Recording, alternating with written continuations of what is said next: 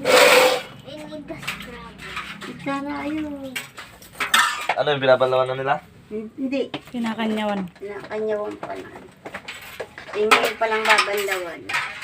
Sinabong ko ng lahat at baka hindi alam magsagon. Ay! Ang tagal naman niyo magkanyaw. Ito pa eh. Ayan, pinakalibag. Pulutan, pulutan.